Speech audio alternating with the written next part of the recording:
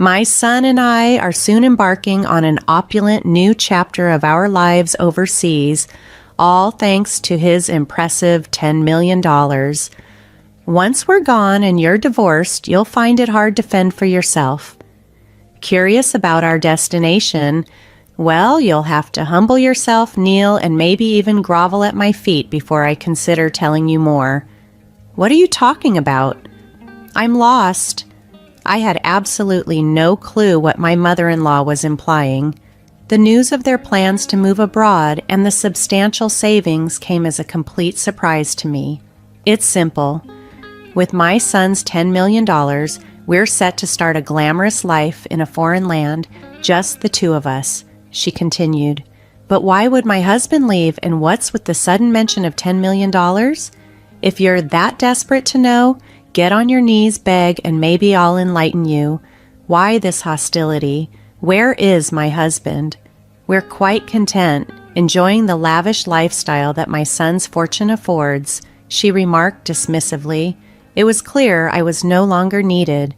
Her words stunned me. What did she mean that my husband had suddenly acquired $10 million and was living a luxurious life abroad? Why was she acting as though I was an outsider? Overwhelmed with anger and confusion, I knew I needed to remain composed and uncover the truth. How did my husband come into such a large sum of money? Could there be more to this $10 million?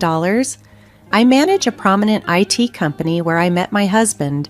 His upbeat and lively nature won me over, and eventually we married. Initially, his parents were very welcoming, and years later, we had a daughter, now 12. Having experienced a tough childhood and strained relationship with my parents, I was resolved to provide my daughter with all the love and support she needed, juggling both my career and home life. However, things took a turn when my husband was assigned to a project in Florida, requiring him to move there alone. Managing everything single-handedly with our daughter was daunting. It's going to be challenging handling work, home, and our daughter alone, I expressed to him. Perhaps it might be wise to ask my mother to help, he suggested, considering the load I would have to bear. He suggested it with some hesitation, but I saw it as a sensible approach to our current predicament. Thus, we decided to invite my mother-in-law to move in with us to offer some assistance. "Mommy, when is Daddy coming back?" my daughter inquired one day. "He's going to be in Florida for a while, but don't worry, Grandma is coming to stay with us," I reassured her. With that, my mother-in-law joined our household. Little did I realize that this decision would soon become one of my greatest regrets. "You're working late again today, huh?" Women who neglect their families. These were the kind of biting remarks I'd often return home to. "I have a job too, and I take care of our daughter," I would retort, though she seemed perpetually unimpressed. "When I was young, family was everything. I never even considered working outside the home," she would often reminisce nostalgically. Then, on a day when my daughter received excellent grades, she claimed, "It's all thanks to me. What's the point of you? Maybe we don't need you around." Despite her involvement being limited to simple homework tasks, I was the one teaching my daughter most subjects. Whenever I made even a minor mistake in cooking, she would criticize me. "How did you and my son ever manage before with such poor cooking skills?" "I'm doing my best and everyone has their style," I argued, feeling my patience growing thin. "She's not doing her chores," she would complain to my husband. "Mom, she's working too. Please understand." My husband would defend me during their conversations. However, with my husband away and my mother-in-law at home, tensions escalated, and I felt increasingly isolated. One evening, I decided to call my husband to discuss everything. "Oh, are you okay right now?" he asked. "Yeah, I'm good. What's up? It's kind of late here, but your mom laid into me about the house chores and it's starting to get to me," I confessed. "I'm sorry, Mom's always been sharp-toned, but maybe there's something to what she's saying. Still, don't let it bother you too much. Just keep doing things at your own pace," he advised, trying to provide some reassurance with his words. Despite the support, the daily struggles with my mother-in-law continued to challenge my resolve. Trying to maintain our daily routine became increasingly difficult with my husband away. The constant pressure from my mother-in-law was exhausting, and I found myself counting the days until his return. Initially, memories of happier times with him helped me cope, but as the weeks dragged on, her critical behavior grew unbearable.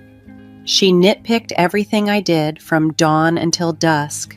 One evening, when I prepared my husband's favorite rice dish, she coldly commented, "This tastes terrible. Who would eat this?" If I ever paused for a brief break, she would scold me, "How can a woman who can't handle household chores justify taking a break?"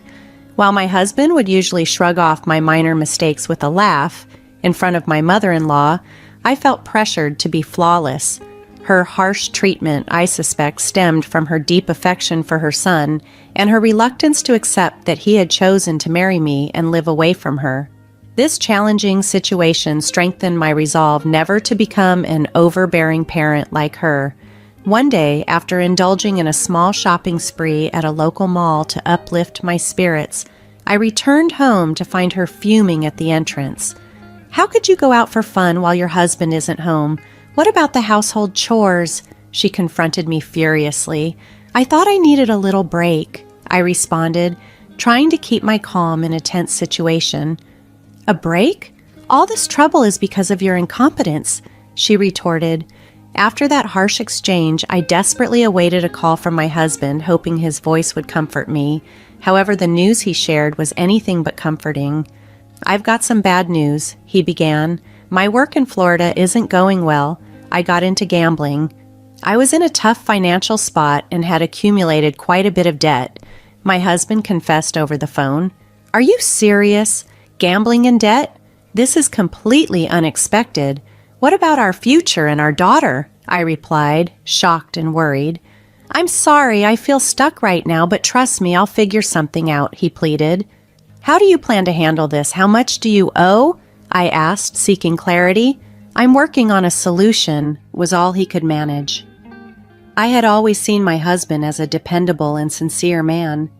He never missed our dates, and even after we moved in together, he always came straight home from work, showing appreciation for everything I did around the house.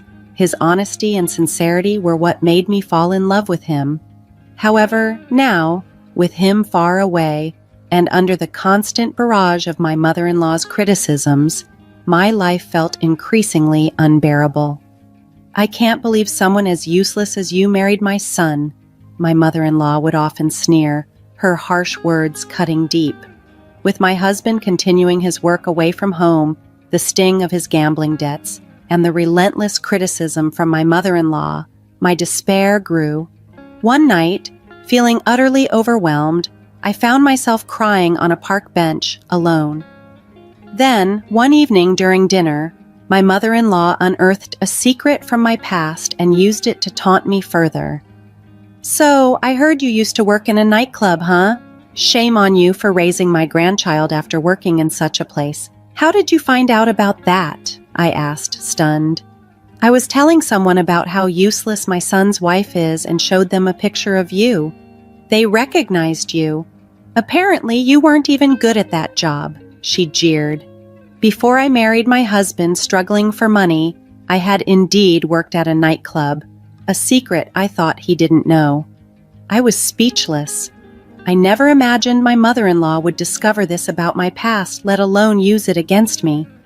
"I can't believe someone like you is the mother of my grandchild," she spat venomously, hinting that I might be kicked out. My despair deepened as everything I had built with my husband, all my efforts and the future I had hoped for, seemed to crumble under her harsh words. Meanwhile, my husband's communication became increasingly scarce, leaving me to face the mounting challenges alone. Feeling increasingly doubtful and suspected by those closest to me, I found myself alone one night, reflecting deeply on my life, the journey of meeting my husband, our marriage, our current turmoil, and the relentless blame and accusations from my mother-in-law. It all felt too overwhelming. I can't take it anymore, I whispered to myself. Driven by despair, I stepped out into the quiet, starless night, the weight of my mother-in-law's critical words about my past and my current situation echoing in my mind. I found solace on a park bench, gazing up at the sky, which seemed as dark and empty as I felt inside. Out of the quiet, a familiar voice approached. "Mom, why are you here?" It was my daughter who sat beside me and took my hand. "Mom, don't let Grandma get to you. You work hard at your IT job and you've overcome so much. You're strong." "Thank you, but maybe Grandma is right," I sighed. "Mom, Grandma is stuck in the past. In today's world, any job you've done should make you proud. I'm proud that you worked at a nightclub." "Yes, because it shows you've always tried your best for us, no matter the circumstances. Don't let Grandma's words control you," she reassured me, her words deeply touching my heart. Tears welled up in my eyes as she continued. "Mom, you're doing such a great job in IT now, right? That's amazing. I'll always support you no matter what Grandma says." Gratitude flooded my heart. Her unwavering support gave me renewed strength and hope that we could face anything together. Later, back in my husband's study, I took a deep breath before diving into a pile of paperwork. I meticulously went through each document, trying to unravel the mysteries of his finances: bank statements, credit card bills, loan agreements. Gradually, the details of my husband's financial situation began to reveal themselves. Why did this happen? I wondered, discovering several receipts detailing his gambling activities: horse racing, slot machines, and casino visits. The realization of how much money my husband had squandered was heartbreaking. Turning on his PC, I guessed that the reverse version of his birthday was the password to access his email. Inside, I found numerous collection emails from financial institutions and messages from friends demanding repayment of loans. Additionally, his inbox was flooded with promotional emails from gambling websites. I decided to tally the total amount my husband had spent on gambling. The staggering result was $10 million, far exceeding what I had anticipated. Seeing that figure, a moment of panic set in. Realizing the urgency of the situation, I swiftly began to strategize on securing our financial stability. This included tapping into my personal savings, estimating the proceeds from selling our high-end electronics and luxury items, and carefully planning our budget based on my salary. Every little detail was crucial in these critical moments.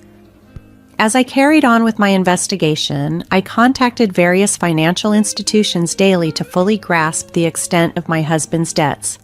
I also obtained credit reports in his name. A few days later, I formulated a plan. I began laying the groundwork to establish a life independent of my husband and mother-in-law, while also figuring out a strategy to manage his debts. Using my expertise in the IT industry, I decided to pursue freelance projects. I quickly put together a portfolio and signed up on a freelance job platform. Shortly after, I received my first project request from a client. This will help cover some of our living expenses, I thought, grateful for the opportunity. While managing my daily work, I meticulously reviewed our household finances. I canceled unnecessary subscriptions, cut back on wasteful spending, and researched budget-friendly recipes to reduce our food expenses. With insights from local moms, I organized a community yard sale, successfully selling branded items and extra electronics for a decent sum. As my freelance work gained momentum over the following weeks, I began to feel more secure about our financial future. By then, my bank account held enough to cover our essential living expenses. When I returned home one day, I noticed all of my mother-in-law's belongings were gone. At the same time, my phone rang. It was her. "Oh, are you already home? Did you notice our stuff is gone?" Her voice came through the phone. "What are you trying to say?" I asked cautiously. "My son and I are starting a luxurious life abroad with his $10 million. Once you divorce, you won't be able to make ends meet. If you want our address, get on your knees and lick my shoes." she declared arrogantly. I couldn't help but chuckle. That $10 million is a debt. Stop joking. There's no way my son has that kind of debt, she retorted confidently. You might not believe it, but it's the truth, I replied, armed with the facts from my investigation. Amid the late-night silence of our home, I sat surrounded by the harsh reality revealed in my husband's study. Bank transactions, credit card statements, and contracts littered the desk, evidence of his gambling debts. His computer screen displayed a relentless collection of emails and desperate messages from friends seeking repayment. Promotional emails from gambling websites peppered his inbox. If you don't believe me, why not check for yourself? I told my mother-in-law over the phone despite her protests of disbelief. You must be mistaken, she insisted. I'm looking right at it. Gambling debts from horse racing, slot machines, and casinos totaling a staggering $10 million. I've just emailed you the proofs. Take a look when you can, I explained, trying to keep my voice steady. Silence followed, then a soft admission from her. I didn't know about this. He probably hid it to spare us the worry, but now I see. I've been grappling with how we'll manage this mountain of debt, thinking it was our joint burden to bear, but perhaps that's not the case, I said with a mix of sorrow and resolve. After a pause that seemed to stretch forever, she finally spoke. I'm at a loss for words. I truly didn't know, she murmured. We ended the call shortly after, and each of us left to ponder the revelations.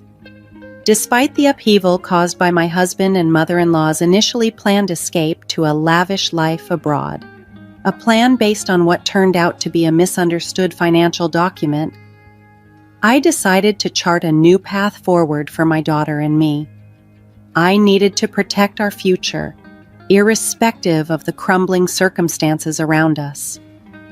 Later, my husband reached out, his voice laden with regret. I'm so deeply sorry. I never meant for things to spiral out of control, he confessed. Our family is disintegrating because of your actions. How did you let it get this far? I demanded, my tone sharp with pent-up frustration and hurt. He sighed heavily. I got caught up in dreams of a different life with Mom, ignoring the realities facing us here. I didn't foresee the ruinous impact of my choices. Promises to your mother at the expense of our daughter's future? How could you prioritize anything over her well-being? I pressed, unable to mask the betrayal I felt. After a tense silence, he responded quietly, I thought I was doing what was best at the time. I see now how wrong I was. Do you still care about us? About your family? I asked, a part of me dreading the answer. I always will, but I understand if you can't see past this. Perhaps it's best if you and our daughter move on without me, he admitted, his voice breaking with emotion. As his sobs filled the silence that followed, I hung up the phone, a mix of sadness and determination settling in.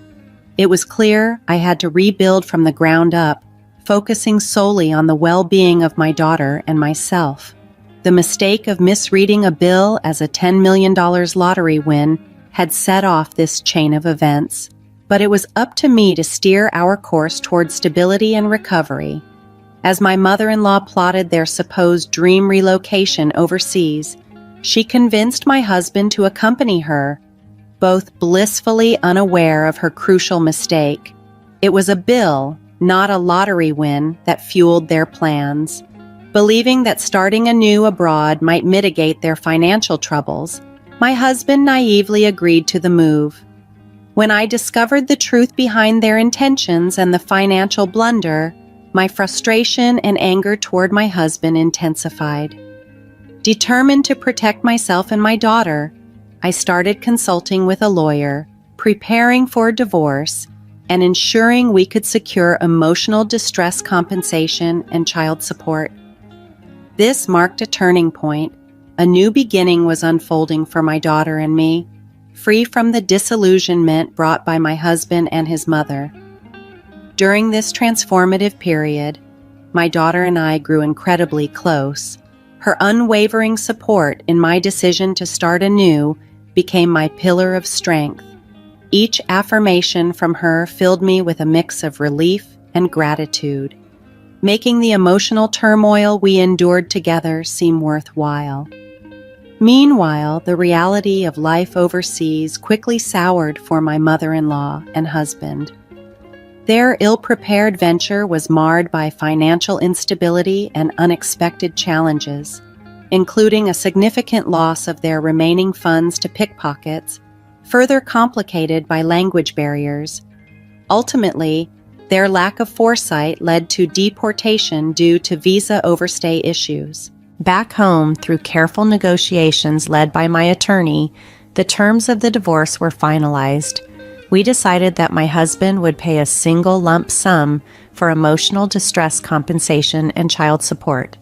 While this brought a formal end to our marriage, my lawyer suggested considering installment payments instead, citing my husband's continued financial irresponsibility and new debts owed to dubious lenders. As my mother-in-law faced dire consequences from their failed adventure, evicted and penniless after being robbed, she returned to the U.S. only to find herself homeless. I, on the other hand, felt a profound sense of peace as my daughter and I embraced our new chapter. Though not without its own set of challenges, being free from the past chaos allowed us to face the future with renewed optimism. Determined to build a joyful, stable life, my daughter stood by my side as a beacon of hope. Together, we navigated our way through the dark times, now looking forward to brighter days with a resilient spirit and hearts full of hope.